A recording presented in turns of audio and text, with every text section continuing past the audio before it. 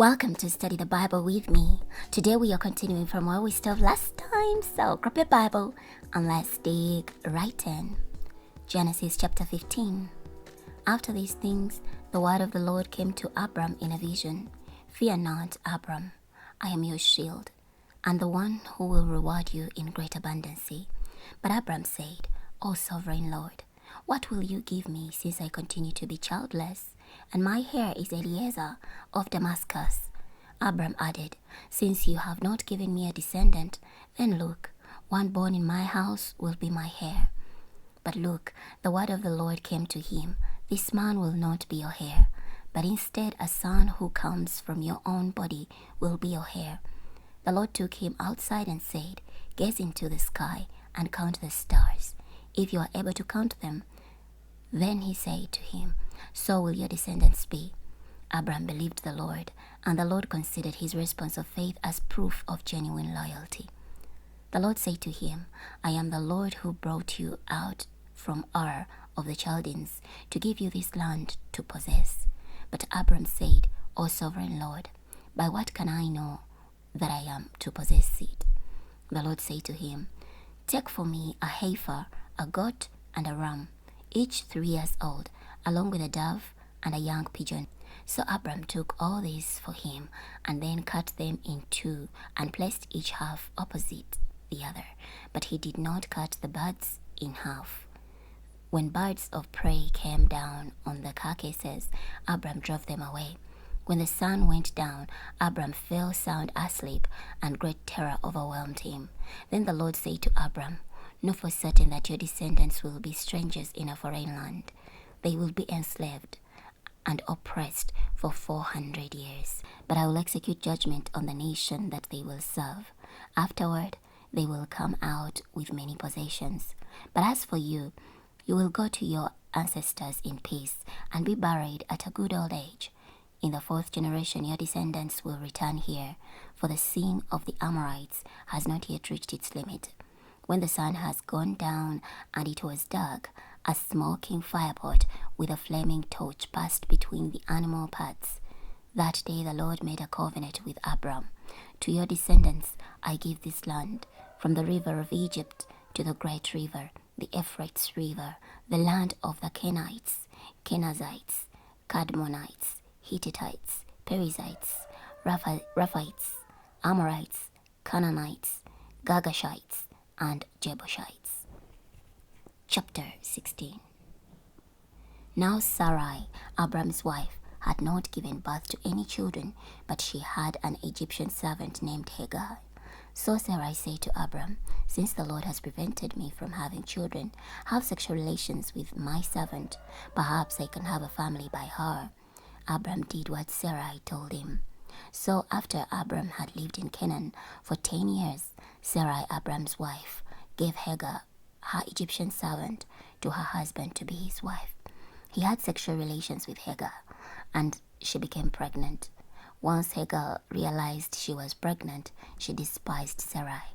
Then Sarai said to Abram, You have brought this wrong on me.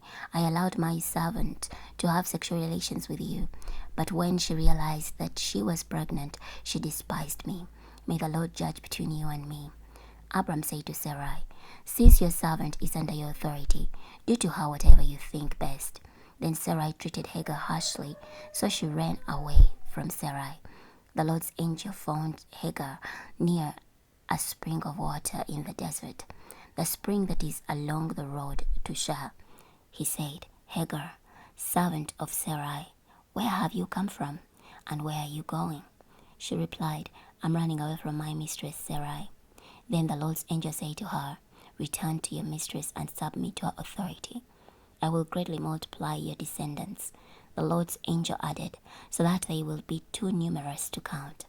Then the Lord's angel said to her, You are now pregnant and are about to give birth to a son. You are to name him Ishmael, for the Lord has heard your painful groans.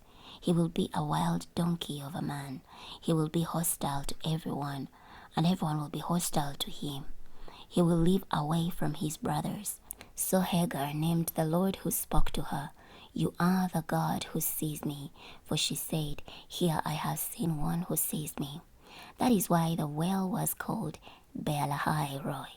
It is located between Kadesh and Bered. So Hagar gave birth to Abram's son, whom Abram named Ishmael. Now Abram was 86 years old when Hagar gave birth to Ishmael. Chapter 17. When Abram was 99 years old, the Lord appeared to him and said, I am the sovereign God. Walk before me and be blameless. Then I will confirm my covenant between me and you, and I will give you a multitude of descendants.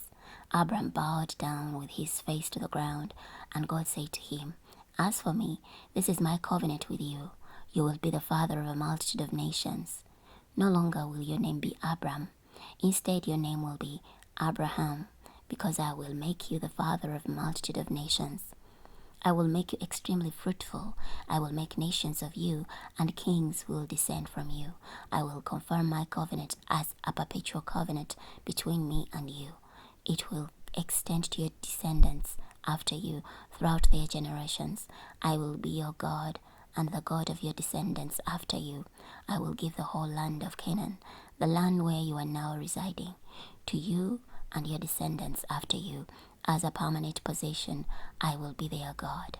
Then God said to Abraham, As for you, you must keep the covenantal requirement I am imposing on you and your descendants after you throughout their generations. This is my requirement that you and your descendants after you must keep. Every male among you must be circumcised. You must circumcise the flesh of your foreskins. This will be a reminder of a covenant between me and you. Throughout your generations, every male among you who is 8 years old must be circumcised, whether born in your house or bought with money from any foreigner who is not one of your descendants.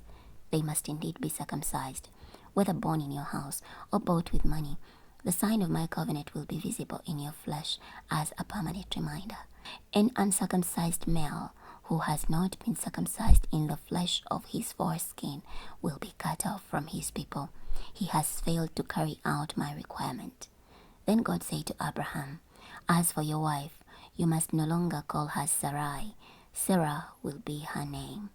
I will bless her and will give you a son through her. I will bless her and she will become a mother of nations. Kings of countries will come from her. Then Abraham bowed down with his face to the ground and laughed as he said to himself, Can a son be born to a man who is 100 years old? Can Sarah bear a child at the age of 90? Abraham said to God, Oh, that Ishmael may live before you. God said, No, Sarah, your wife, is going to bear your son, and you will name him Isaac. I will confirm my covenant with him as a perpetual covenant for his descendants after him. As for Ishmael, I have heard you. I will indeed bless him, make him fruitful, and give him a multitude of descendants. He will become the father of 12 princes. I will make him into a great nation, but I will establish my covenant with Isaac, whom Sarai will bear to you at this set time next year. When he finished speaking with Abraham, God went up from him. Abraham took his son Ishmael and every male in his household, whether born in his house or bought with money, and circumcised them on that very same day, just as God had told him to do. Now Abraham was 99 years old when he was circumcised. His son Ishmael was 13 years old when he was circumcised. Abraham and his son Ishmael were circumcised on the very same day. All the men of his household, whether born in his household or bought with money from a foreigner, were circumcised with him. Chapter 18. The Lord appeared to Abraham by the oaks of Mamre while he was sitting at the entrance of his tent during the hottest time of the day. Abraham looked up and saw 3 men standing across from him. When he saw them, he ran from the entrance of the tent to meet them and bowed low to the ground. He said, My Lord, if I have found favor in your sight, do not pass by and leave your servant. Let a little water be brought so that you may all wash your feet and rest under the tree. And let me get a bit of food so that you may refresh yourself since you have passed by your servant's home. After that, you may be on your way. All right, they replied, you may do as you say. So Abraham hurried into the tent and said to Sarah, Quick, take 3 measures of fine flour, knead it, and make bread. Then Abraham ran to the hut and chose a fine tender calf and gave it to a servant who quickly prepared it. Abraham then took some curds and milk along with the calf that had been prepared and placed the food before them. They ate while he was standing near them under a tree. Then they asked him, "Where is Sarah, your wife?" He replied, "There in the tent." One of them said, "I will surely return to you when the season comes round again, and your wife Sarah will have a son." Now Sarah was listening at the entrance to the tent, not far behind him. Abraham and Sarah were old and advancing in years. Sarah had long since passed menopause. So Sarah laughed to herself, thinking, "After I am worn out, will I have pleasure, especially when my husband is old too?" The Lord said to Abraham, "Why did Sarah laugh and say, 'Will I really have a child when I am old?' Is anything impossible for the Lord? I will return to you when the season comes round again, and Sarah will have a son." Then Sarah lied, saying, "I did not laugh," because she was afraid. But the Lord said, "No, you did laugh." When the men got up to leave, they looked out over Sodom. Now Abraham was walking with them to see them on their way. Then the Lord said, "Should I hide from Abraham what I'm about to do? After all, Abraham will surely become a great and powerful nation, and all the nations on the earth will pronounce blessings on one another using his name. I have chosen him so that he may command his children and his household after him to keep the way of the Lord by doing what is right and just. Then the Lord will give to Abraham what he promised him." So the Lord said, "The outcry against Sodom and Gomorrah is so great, and their sin so blatant, that I must go down and see if they are as wicked as the outcry suggests. If not, I want to know." The two men turned and headed towards Sodom, but Abraham was still standing before the Lord. Abraham approached and said, "Will you sweep away the godly along with the wicked? What if there are 50 godly people in the city? Will you really wipe it out and not spare the place for the sake of the 50 godly people who are in it? Far be it from you to do such a thing, to kill the godly with the wicked, treating the godly and the wicked alike. Far be it from you. Will not the judge of the whole earth do what is right?" So the Lord replied, "If I find in the city of Sodom 50 godly people, I will spare the whole place for their sake." Then Abraham asked, "Since I have undertaken to speak to the Lord, although I am but dust and ashes, what if there are 5 less than the 50 godly people? Will you destroy the whole city because 5 are lacking?" He replied, "I will not destroy it if I find 45 there." Abraham spoke to him again, "What if 40 are found there?" He replied, "I will not do it for the sake of the 40. Then Abraham said, "May the Lord not be angry, so that I may speak. What if 30 are found there?" He replied, "I will not do it if I find 30 there." Abraham said, "Since I have undertaken to speak to the Lord, what if only 20 are found there?" He replied, "I will not destroy it for the sake of the 20. Finally Abraham said, "May the Lord not be angry, so that I may speak just once more. What if 10 are found there?" He replied, "I will not destroy it for the sake of the 10. The Lord went on his way. When he had finished speaking to Abraham, then Abraham returned home. We're going to stop here today. Next time we're going to be starting from Genesis chapter